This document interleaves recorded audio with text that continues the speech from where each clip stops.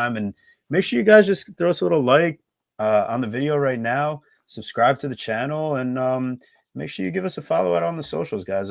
We do it on the weekly, and we just love the conversation and really enjoying how the sport goes. So really appreciate all you guys.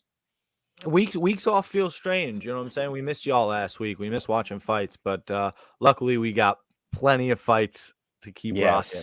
Hell yeah. So welterweight co-main event.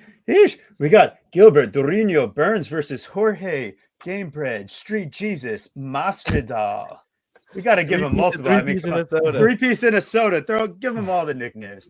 The BMF. He's the BMF champion. The BMF, the guy who's never defended the belt ever since he won it. That was such a scam, the BMF belt. Anyways, before we get off track, Gilbert Burns versus Jorge Masvidal. Not for nothing. Sorry. He hasn't won a fight, let alone defended the belt. He has not won a fight since defeating Nate Diaz that long time ago when the New York State Athletic Commission decided to end the fight for basically no reason. They're like, this is Nate Diaz fighting? Get him out of here. He's got a cut. What, are you crazy? Not ideal. So, I mean, that brings us along to this matchup. And I mean, listen, Gilbert Burns at minus 475, Jorge Masvidal plus 380. If we were talking prime for prime, the shit would be out of whack. But I mean, listen, you hear Georgie talking about, oh, I lose this fight, I'm retire. You hear that retire word, makes us a little sketched out. So I get it. But at the end of the day, I mean, he's out there to put on a show, and he wouldn't have taken this fight unless he really meant it. I think, he wants a shot at Leon. He'd love a rematch. I get it. Listen, if you win, you keep on rolling here. But if you're 38, you lose to Kamaru twice, and you lose to Gilbert, you lost to Colby. I get it. Yeah, you probably would be looking into retirement, but ultimately, at the end of the day here, the pick has got to be Burns. His offensive wrestling, his cardio look much better up at 170. I think he's got enough power to be respectable on the feet with Jorge, even though he might not be the better technical striker.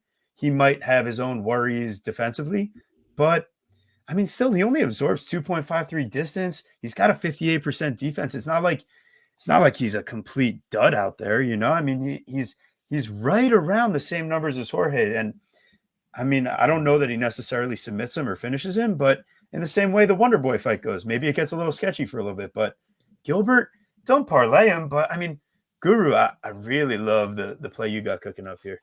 Yeah. So the interesting thing about this fight is that is the line. To steal my boy TB's line, Gilbert Burns minus 475 in this economy.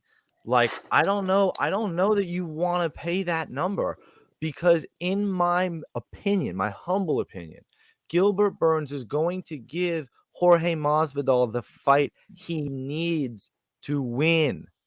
Gilbert Burns is not a takedown machine like Colby Covington or Kamaru Usman. Look at the stats. We got to. They have so many fights. This is the first time I think we've ever had to do that.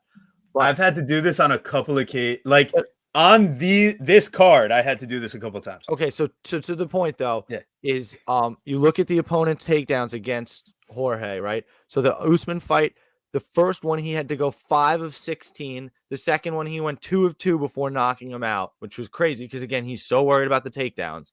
And then against Colby goes 6 of 15. Think of the sheer volume and how good those guys are at takedowns. Gilbert is not willing to commit that kind of volume, and I don't think he's as good a wrestler as either of those guys. So we've watched Gilbert Burns fight Khamzat Chimaev. He's willing to go to war. So he's going to be willing to box Gamebred, and that's what he wants. So if it's really going to stay up on the feet longer than it should, there's no way to play Burns at this price.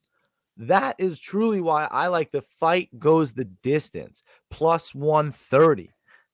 That's it might be my favorite play of the card, of the pay-per-view.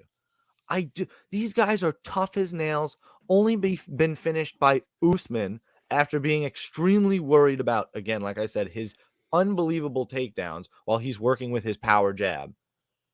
These guys, I think, stand and bang for like most of this fight. And that's not what Gilbert should do.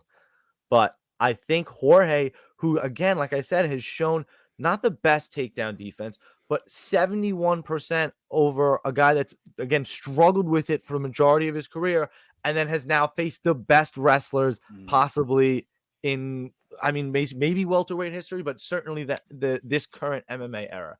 So I totally stay away from this money line side. Don't be surprised if Jorge somehow squeaks it out, some freaking hell, but I don't think so. I'm picking Gilbert. I think Jorge's probably washed. If you start saying the R word, you're probably done. I don't like that. And he's in silk pajamas, man, and it's different than McGregor.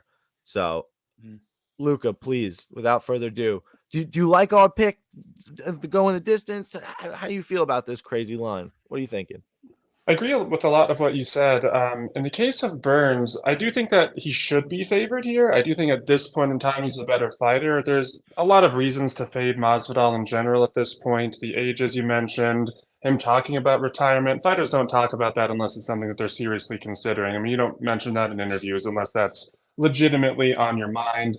He has a bunch of money now. He's talking about how he has such a great contract with the UFC. He doesn't need to worry about that anymore. He has obviously his fight promotion, which is going well. So this is a guy who clearly has one foot out the door. I mean, this is not the same level of focus that he had a handful of years ago. And so from that perspective, he's not a guy I'm looking to bet on with really anybody in like the top, 5 at least at welterweight.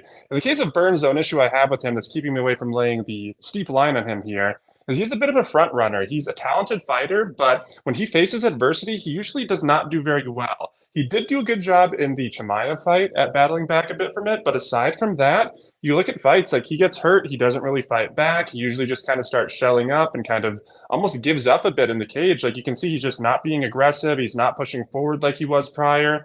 And so again, outside of that Chimaev fight, that's been the case for them. That happened at the Usman fight, that happened when he got knocked out earlier in his career by Dan Hooker. So it's happened in a couple of fights where his chin has been a bit suspect. Then also there's been some issues with his heart. And so laying minus 500 on a guy who at any point could take a big shot and then all of a sudden just shells up and basically starts circling endlessly, that's a big concern for me. In terms of the pure talent and skill, though, Jorge Masvidal is a guy who does have great all-around skills, but he's a better neutralizer than he is someone who's actually great at applying offense himself. He has good defense standing. He has good takedown defense. He has good grappling defense. He's pretty good at avoiding takedowns up against the cage. The problem is he will get into these periods where he's not doing a lot on the feet. He's mostly just kind of fighting off of his back foot, which he's not good at. He's definitely much better when he's on his front foot, being the one pressuring.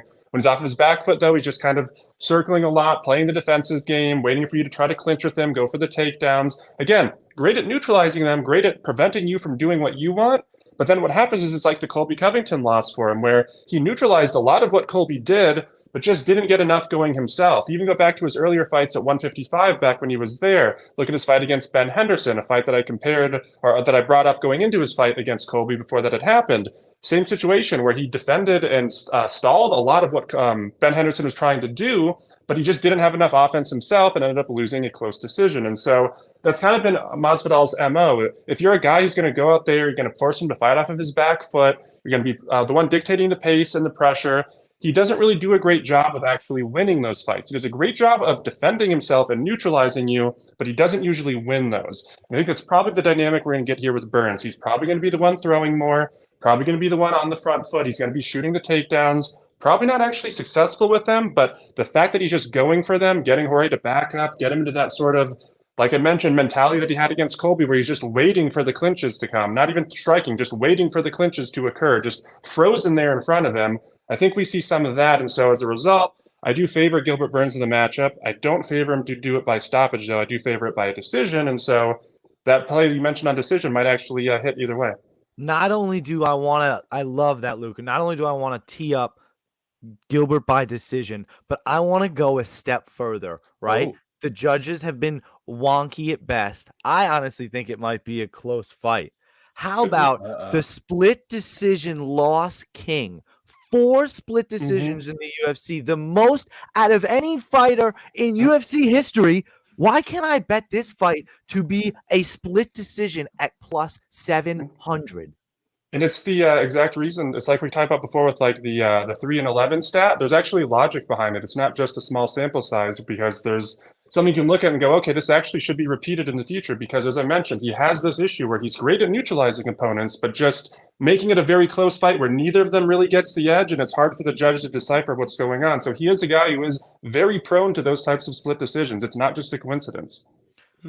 I'm gonna fire a quarter unit right now. Bam. Right now, plus 700. Bam. Split to fight right. to be a split decision. Guru all over here. We already got 2.5 units on fight goes the distance. The line actually moved even further in the favor to plus 130. So, but please comment on ATT Jim. Curious about your opinion. Georgie still out of ATT. Did Gilbert used to be? I don't think so. But anyways, I mean, I guess overall, ATT is kind of, in my opinion, if you're a lower level fighter and you're there to fill out rounds for higher level fighters, you're not going to get the same level instruction as like the Masvidal, the Nunes when she was there, but she left for, I don't know, I guess similar reasons. Nunes left her for her own place. Dustin Poirier, of course, goes there a little bit. We work with Mike Brown, but does a lot of work on his own. I think it's kind of it's kind of become maybe too big, maybe unfortunate to itself to really help the elite level fighters like in their minuscule details for their camp. But I mean, they're a major player, major gym, just probably not the same repeat. What did they win? Like gym of the year, coach of the year. Like, I mean, he won it like 3 times in a row or something. I don't think maybe they're at that level right now. I think Eric Nixick right now is at that level. You see this over and over throughout MMA history, where you have these gyms that are very dominant, and like you said, they kind of get too big for their own good, where at one point they're more of a dedicated fighter gym where they're focused on professional fighters, and obviously they still have the public classes and stuff like that. But then what happens is you have, say, an American Top Team, or back in the day, a Jackson's MMA where GSP and Jones were training, or go back even farther than that, Milicic Fighting Systems back in the day when they had Tim Sylvia and Rich Franklin and Matt Hughes all training there. Well, Rich Franklin was only part-time, but for the most part anyways, they had multiple champions there. And when you have a gym that gets that sort of notoriety, well, then you start getting more of the casual audience, and then they start expanding. And then what happens is they turn from a fighter-focused, professional fight gym to more of a mom, catering to soccer moms and that kind of thing, and become much more of, I guess, just a commercial type of gym. And so a lot of gyms will try to balance both of them, and they'll kind of have like almost 2 gyms in a way, where there's kind of like the back room, it's more fighter-focused, and then the main area. But at the end of the day, if you're having a gym that's solely focused on professional fighters, and then another gym that's kind of trying to do both things, kind of have its cake and eat it too, obviously it's going to suffer as a result. And that's, I think, what we're seeing right now with ATT. That is a fantastic point. And I think that the more gym stays focused on the professional side of things and supporting those athletes instead of chasing the dollar, the better off they are for their athletes at the UFC level. It only makes sense, man. Extreme Couture is a bit of an interesting one. You mentioned Eric Nixick, because kind of from the start, that was almost sort of a commercial gym. Like, it was always kind of designed to be sort of a public kind of gym in addition to a fighter one. So they seem to have never kind of gone through that transition point where they had a bunch of champions, then all of a sudden just kind of they all went away. They never really had that moment. Obviously they've had guys come and go, but generally they seem to have kind of been able to sustain the balance because they've kind of always been that type of gym. Right. And I think also their location, especially with the pandemic, it made it like the hub for everyone stopping through Vegas. So as we expand back to like traveling the country and stuff, maybe we won't see as many fighters stopping through Extreme Couture besides for when we have Vegas fight nights or especially with all the Apex shows and stuff, because of course they have the Performance Institute and everything, but with the actual a real MMA gym, you do have fighters who are floating in there. I know I have friends who are UFC fighters who don't live in Vegas, and they literally will train for just like a week or two when they have a fight coming up at Extreme Couture. So it's definitely, like you're saying, that's helped its growth and sustainability. All right, awesome. So listen, guys, if you got it, please. If you got it, spark it. Listen, Mr. Luca, I believe the odds on you cracking a drink were like minus 115. Where are we at on those odds? There are people that have staked a lot of money on them. I don't believe I have any beer in the house at the moment. I was not able to go to the store before, so unfortunately, yeah. So do you mind if I take a quick second? Is that what your drink of choice is? Is it beer? I kind of thought you might be a hearty Scotch drinker, perhaps a vintage wine drinker. You're a beer guy. It depends on what I'm using it for.